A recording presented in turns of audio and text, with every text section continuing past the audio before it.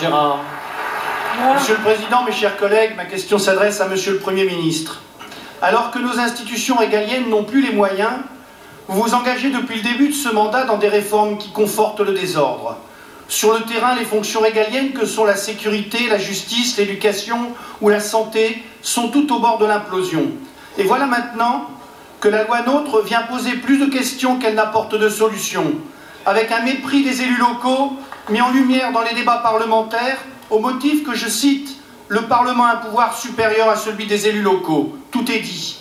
Vous avez raté cette réforme territoriale.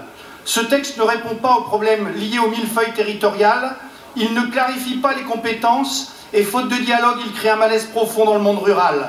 Bref, loin d'être un texte structurant, il génère plus d'inquiétude, plus de complexité, et cette loi s'annonce déjà comme un rendez-vous manqué.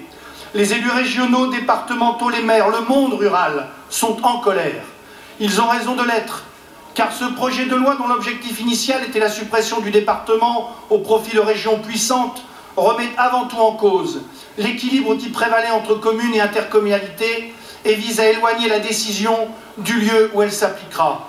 Suppression de la notion d'intérêt communautaire, taille déraisonnable des intercommunalités, multiplication des transferts obligatoires de compétences, le tout dans un calendrier intenable pour les territoires. Ces incertitudes que le projet de loi laisse perdurer s'ajoutent aux baisses de dotation drastiques imposées aux collectivités qui sont un coup de massue pour les maires et pour la démocratie locale. Quoi que vous prétendiez, le maintien de la totalité des services publics locaux est menacé et l'investissement public local chute lourdement. Plutôt que d'écouter et d'accepter de discuter d'un rééchelonnement, vous fermez la porte et vous brutalisez les élus locaux. Comment votre gouvernement peut-il multiplier à ce point les erreurs de fond, de forme et de méthode? La parole est à Madame Maryse Lebranchu, ministre de la Décentralisation et de la Fonction publique. Merci, Monsieur le Président, Mesdames et Messieurs les députés, Monsieur le député Bernard Gérard. Nous avons eu effectivement de très longs débats. Et la question majeure qui nous est posée, c'est peut-on considérer aujourd'hui que 29 000 communes de moins de 1000 habitants, plus de 15 000 communes de moins de 500 habitants peuvent faire face aux demandes de services publics de leurs concitoyens? Je ne le crois pas. Est-ce qu'il y a eu de vrais progrès de fait dans l'intercommunalité en France? Sans doute. Est-ce que nous avons encore des possibilités de mutualiser les services? Avons-nous des possibilités d'avancer vers les services petite enfance en commun? On en a souvent parlé ensemble pendant les débats, les haltes garderies.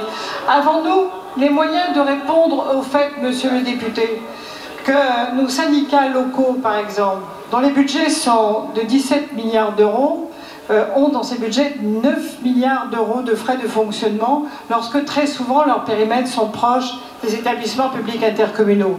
Je pense que face à des réalités, nous pouvons faire des propositions. Nous les avons longuement discutées.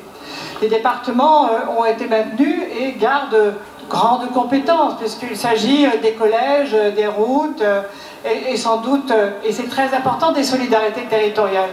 Nous avons tenté ensemble, je vois que je n'y ai pas réussi, d'expliquer à quel point on allait, avec la conférence territoriale de l'action publique, progresser.